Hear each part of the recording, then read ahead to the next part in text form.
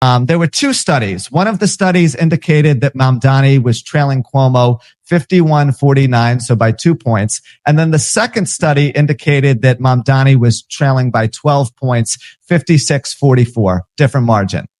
I'm sure you can guess that the logistics behind each of these studies was not broken down. So to kind of peel back the curtain a little bit, the study that Mamdani's camp put out was funded by the Political Action Committee from the Working Families Party. It polled just over 800 people, which for those of you who have never been in New York City or are not familiar with New York City, so I'm pretty sure there's more than 800 people in a single subway station at any given time of the day. So that's a very small sample size. Might be in a building, in a housing development. You might have 800 people in the building. Period. You can have a whole development vote one way. That's a small sample for New York City. Yeah, it was a very small sample size. They didn't poll a lot of people, and last but certainly not least, the study didn't really account for what voter turnout is going to look like come June 24th. So this is kind of a graph of what voter turnout has looked like. And I know that people in the comments are going to be saying, well, you can clearly see that this is voter turnout in a general election. My counter to that would be, there's a lot of Democrats in New York who are going to be voting in this primary. So this is a nice indicator of what their behavior is going to look like.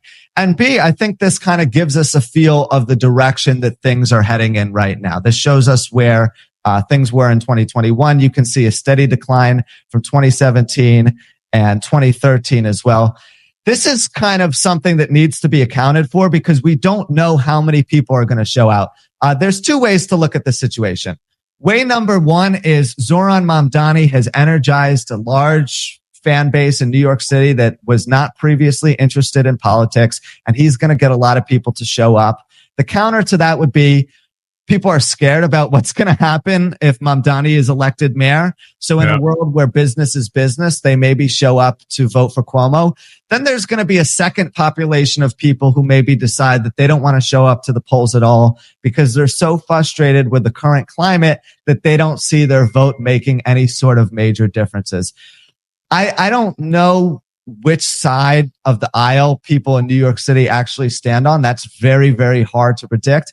But the point is the studies that were put out have major flaws in terms of how they were constructed. We do need information to react to. And I'm happy that we had something to work with so we can talk about it on this podcast because I have not seen anyone else talking about the information. And listen, I was a former newsroom rat myself, so I know the way this works. They'll take PR studies and not present the details so that when their audience sees the headlines, they take the information as definitive. They don't really question it at all. But me being myself, I stripped it down. I looked at it. I've now presented it to our audience today so they can understand it.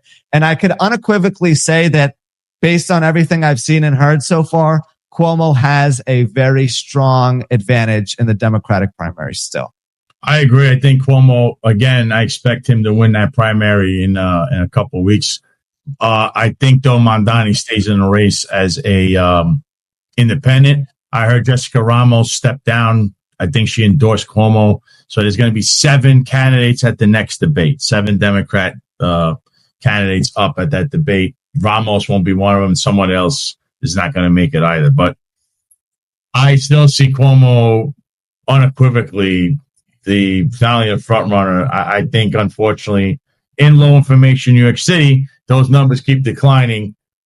Who do you think they're going to vote for? Out of 20% of people, they think this guy, enough people love. I don't know what it is. They like this guy. I mean, people in New York City, like I said, low information. They just, Cuomo. Yeah, that's great.